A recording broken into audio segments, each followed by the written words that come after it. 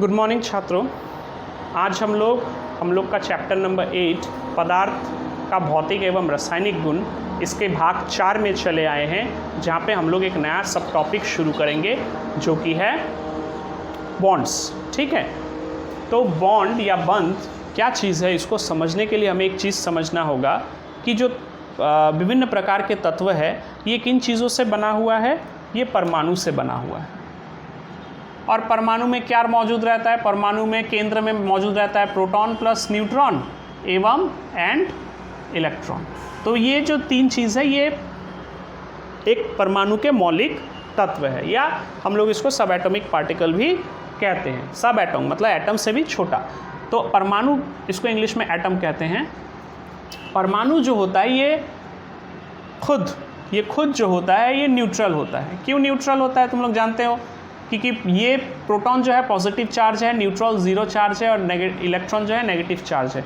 तो प्रोटॉन का संख्या हमेशा इलेक्ट्रॉन के बराबर होता है, तो पॉजिटिव नेगेटिव मिला के मुख्य रूप से परमाणु न्यूट्रल होता है। ठीक है, लेकिन हम लोग जानते हैं परमाणु अपना वैलेंस इलेक्ट्रॉन या संयोजक इलेक्ट्रॉन को क्या करता है? दे देता है।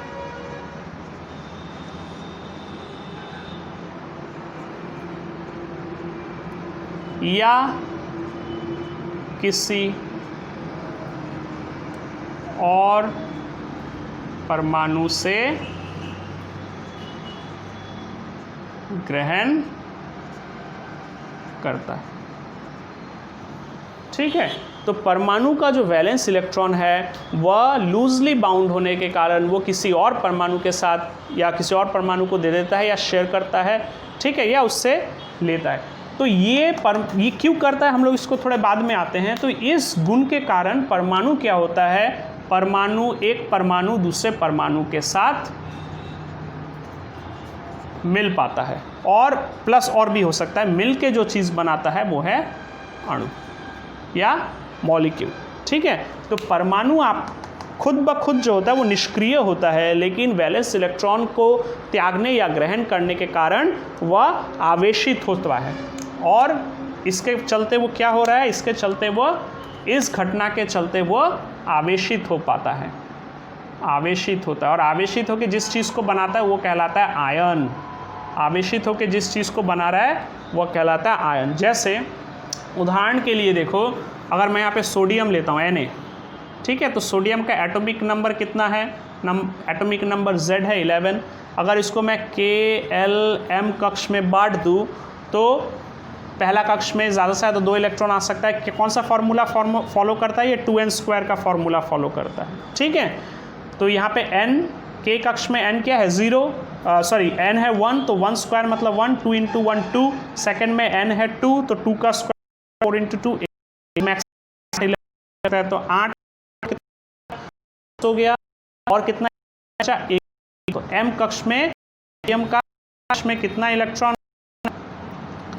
1। तो ये इलेक्ट्रॉन जो किसी को होता है और बना Na+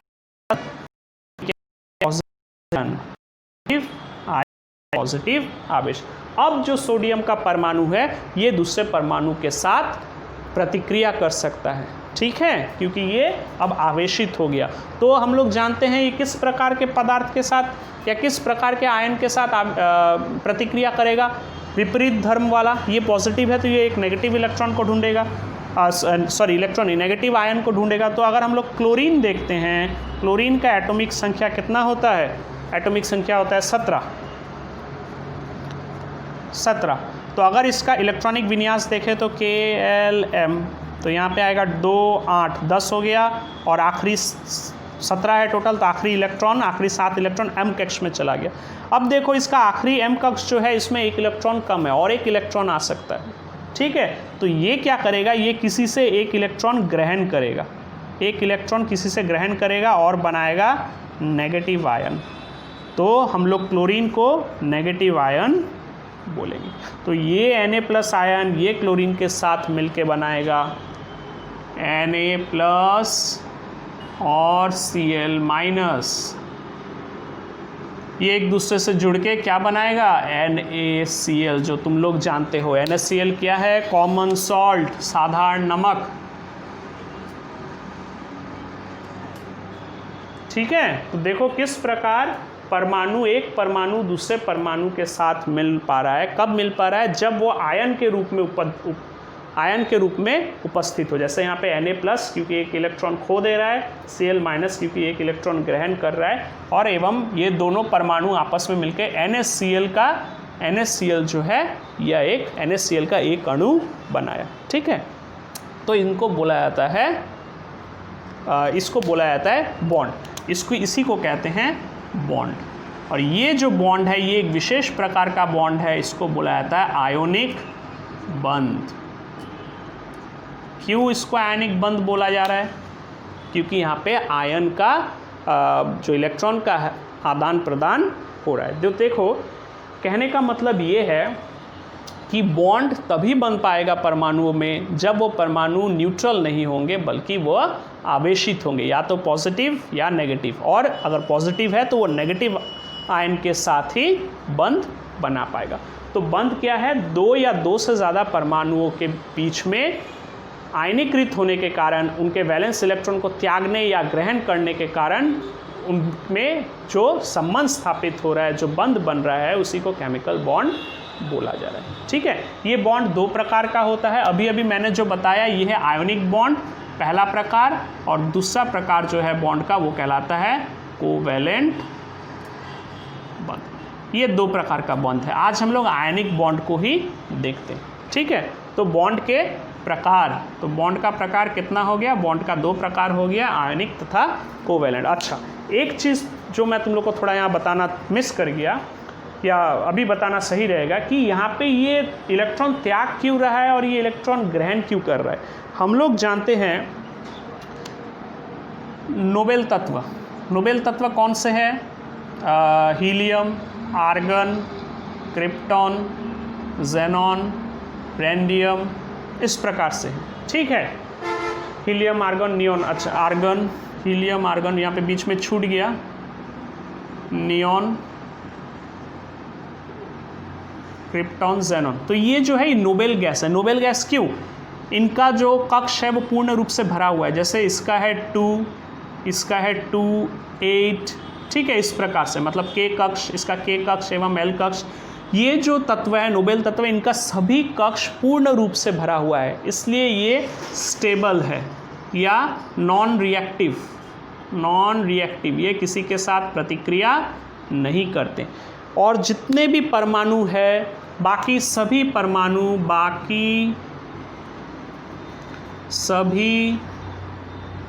परमाणु इसी स्थायित्व या इसी स्टेबिलिटी को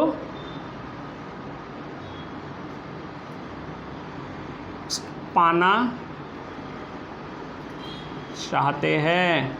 तो जितने भी बाकी सभी परमाणु है, हाइड्रोजन, ऑक्सीजन, सोडियम, क्लोरीन, जितने भी है, वो इसी स्थायित्व को पाना चाहते हैं। वो भी चाहते हैं कि उनका भी जो कक्ष है, जो K, L, M, N कक्ष है, ये पूरा भरा हुआ रहे।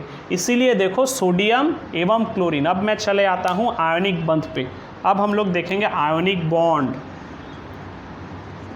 आयोनिक बॉन्ड कब बनता है, जब दो परमाणु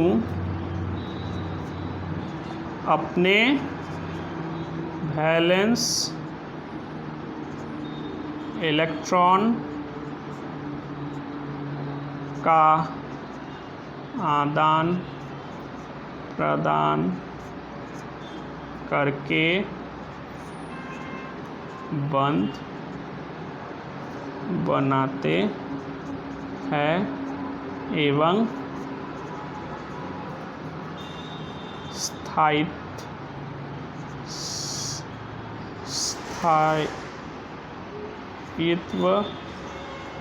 प्राप्त करते।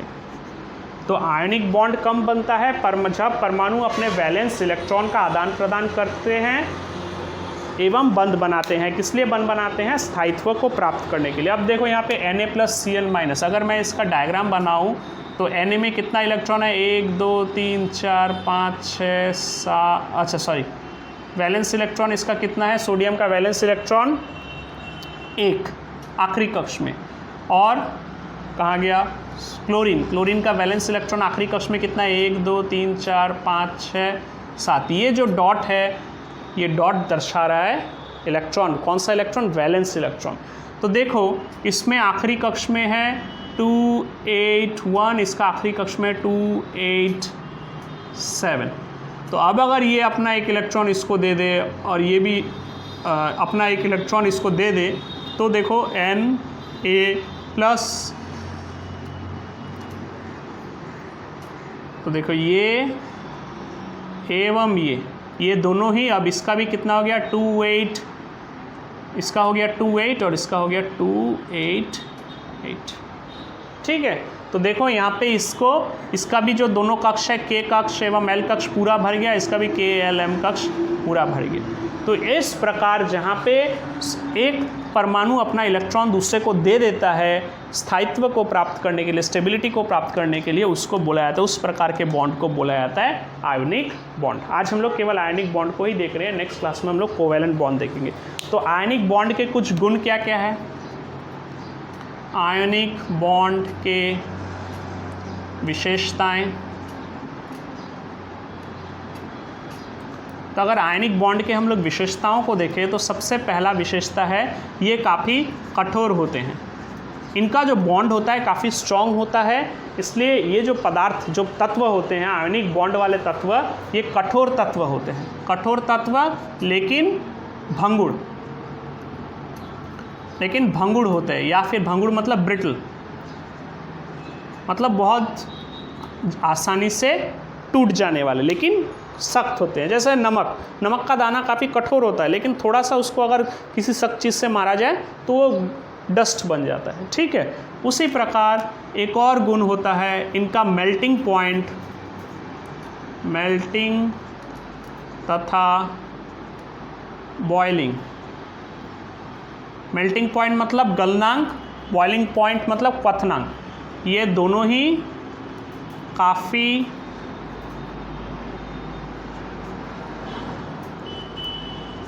ज़्यादा, काफ़ी हाई होते हैं।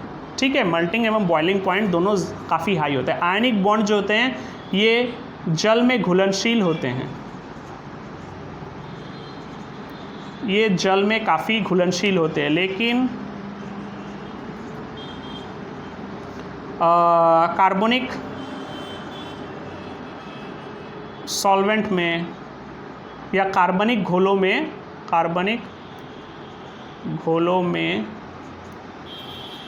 अघुलनशील।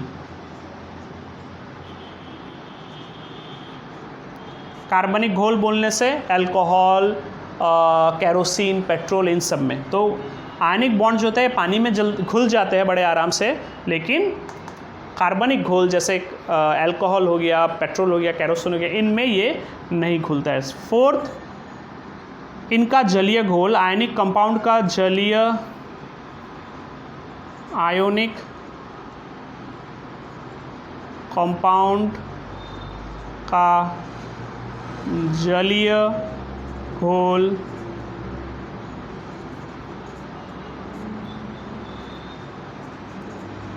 विद्युत का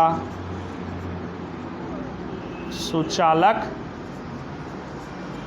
होता है।